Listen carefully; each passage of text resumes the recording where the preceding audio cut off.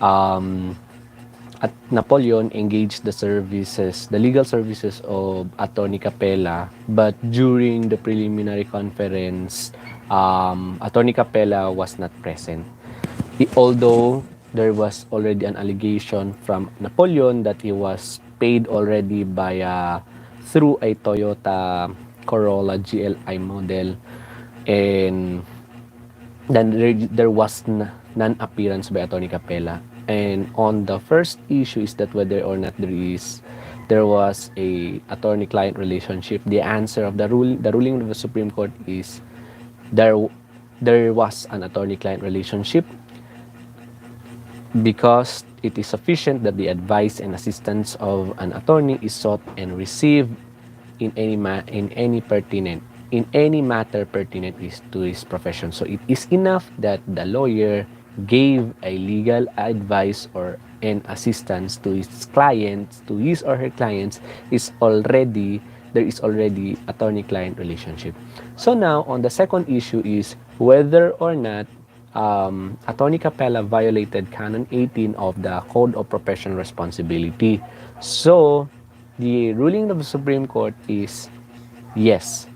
Attorney Capela violated Canon 18 of the Code of Professional Responsibility. A lawyer's neglect of a legal matter entrusted to him constitutes inexcusable negligence for which he must be held administratively liable.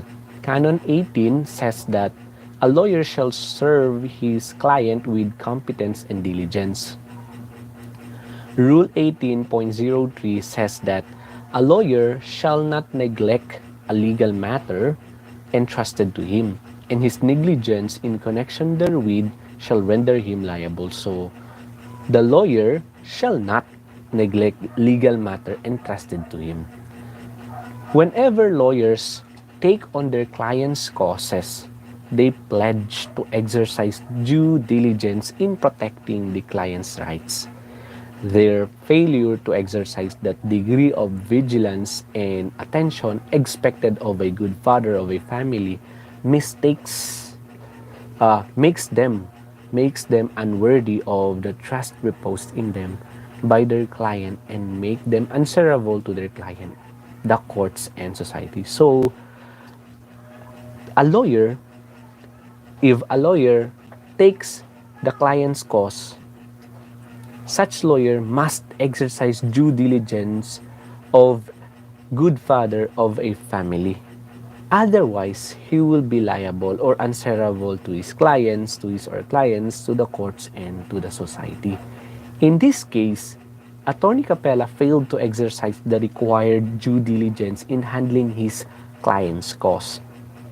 His failure to attend, despite notice, the 4 scheduled hearings constitute inexcusable negligence. Siyempre, there are 4 scheduled hearings already, but siyempre, it's already, the court will serve a notice through email, through personal service, to the counsel of the plaintiff, to the counsel of the parties.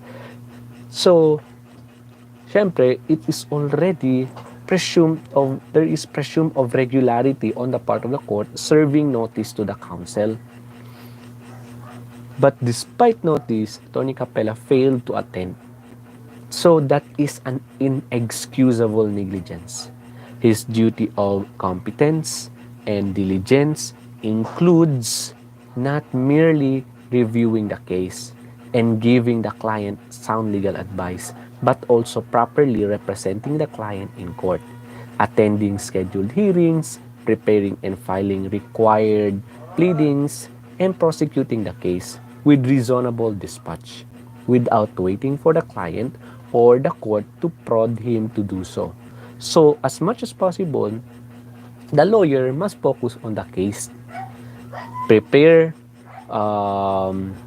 attend the scheduled hearings. So, hindi na siya dapat sabihan pa ng client, attorney, may hearing tayo. No. Dapat si attorney na magsabi sa client niya na may hearing sila. Dapat alam na ni attorney na may hearing sila. Alam na ni attorney kung ano yung mga ipiprepare niyang pang pleadings. So, do not anymore, as a lawyer, we will not anymore wait for the client to tell us what to do, or the court will tell us what to do. So a lawyer should not sit idly by or leave the rights of his clients in a state of uncertainty. So, syempre, as a lawyer, kapag nahawakan na natin yung kaso, so we will hold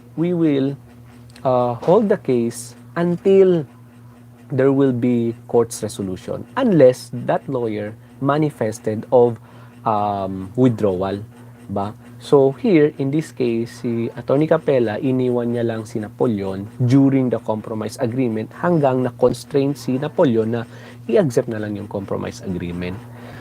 So that is the issue number 2. That is the ruling of the Supreme Court na Atty. Capela violated the Canon 18, Rule 1803. Now on the third issue. The third issue is whether the affidavit of desistance filed by Napoleon's substitute dismissed the administrative case against Atty. Capela. Nag-file kasi si Napoleon ng affidavit of desistance para ma-dismiss na lang daw yung administrative case laban kay Atty. Capela. So, the ruling of the Supreme Court is, no, the affidavit of desistance made by Napoleon's substitute did not dismiss the charges against Atty. Capela.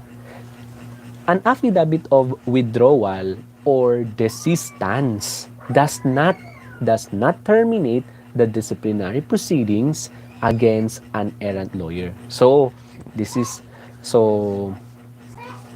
take note na kapag si client nag-file siya ng affidavit of withdrawal or desistance, hindi ibig sabihin nag-terminate na yung disciplinary proceedings against sa isang lawyer.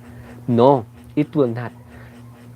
According under Section 5, Rule 139-B of the Rules of Court, state that no investigation shall be interrupted or terminated by reason of desistance, settlement, compromise, restitution, withdrawal of the charges, or failure of the complainant to prosecute the same, unless Supreme Court motu proprio or upon recommendation of the IBP Board of Governors determines that there is no compelling reason to continue with the disbarment or suspension proceedings against the respondent or the errant lawyer. So, in this case, si Napoleon, nag-file siya ng affidavit of desistance or affidavit of withdrawal na hindi na niya ifa-file yung administrative charge against kay Atty. Capela. But that act, the act of withdrawal, the act of filing affidavit of desistance does not terminate. It will not terminate the proceedings or investigation against Atty. Capela. So, sabi na nga dito sa Section 5, Rule 139-B of the Rules of Court, no investigation shall be interrupted. Ng ano? By reason of desistance. So, desistance, settlement, compromise, restitution, withdrawal of the charges, failure of the complainant to prosecute. So, that's the general rule. Walang investigasyon na ma-interrupt. It will not be stopped dahil lang sa desistance, dahil lang sa settlement, dahil lang sa compromise, dahil lang sa nag-fail ang complainant mag-prosecute. No, hindi pwede. Unless there is Supreme Court decision, Supreme Court motu proprio, upon recommendation by the IBP Board of Governors na wala talagang rason na i-continue yung proceedings or investigations against the erring lawyer. So, a case of suspension or disbarment may proceed regardless of the interest or lack of interest of the complainant. So, a case of suspension, yung mga disbarment cases na yan, mga suspension cases against a lawyer, it will not be affected. Hindi yan ma-affect ng lack of interest, wala nang interest yung complainant na mag-file pa kay attorney. Hindi yan maapektuhan. It will continue. What matters is whether on the basis of the facts borne out by the record, the charge of negligence has been duly proved. This rule is premised on the nature of disciplinary proceedings kasi itong suspension proceedings, disbarment proceedings is ay disciplinary in nature, disciplinary proceedings in nature. So, kailangan talaga i-discipline yung mga erring lawyers na naging negligent sa kanilang trabaho. It will not be stopped dahil lang nag-file ng affidavit of desistance si si client, hindi. It will continue. Disciplinary proceedings against lawyers are sui generis, means unique, neither purely civil nor purely criminal.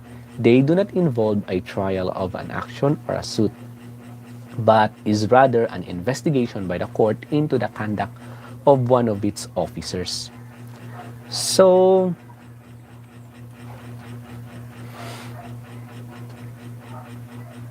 again, as a review natin itong Napoleon versus Atty. Capela, yung mga doctrines ng case na to in which a written contract or retainer agreement is not essential element in the employment of an attorney. Okay? Hindi kailangan ng written contract or retainer agreement na para magkaroon ng attorney-client relationship. It is sufficient or it is enough na the attorney gave an advice and legal assistance and received by the client in the course of profession. And also, the claim na hindi nabayaran si attorney, yung claim na hindi daw nabayaran si attorney, na kapag hindi daw nabayaran si attorney, walang attorney-client relationship. No, that's not a defense. As long as there is advice given and assistance by an attorney to his or her client. And also another law in this case is the Canon 18, Rule 1803, wherein a lawyer shall serve his client with competence and diligence. So, if the lawyer takes already the client's cause, they pledge to exercise due diligence in protecting the client's rights until the end. And another is that Section 5, Rule 139-B of the Rules of Court states that no investigation shall be interrupted. Wala. Yung suspension proceedings, yung mga investigation against the erring lawyer, it shall not be interrupted. Hindi yan ma-interrupt, hindi yan ma-stop, or hindi yan ma-terminate by reason of desistance, a settlement, compromise, restitution, withdrawal of the charges, or failure of the complainant to prosecute the same. Hindi ma-interrupt yung mga suspension proceedings and disbarment proceedings, mga investigation. Unless kung nagsabi yung Supreme Court. Nagsabi yung Supreme Court na, or upon recommendation by the IDP Board of the Governors, na walang rason, there's no compelling reason to continue with the disbarment of proceedings against the respondent. So,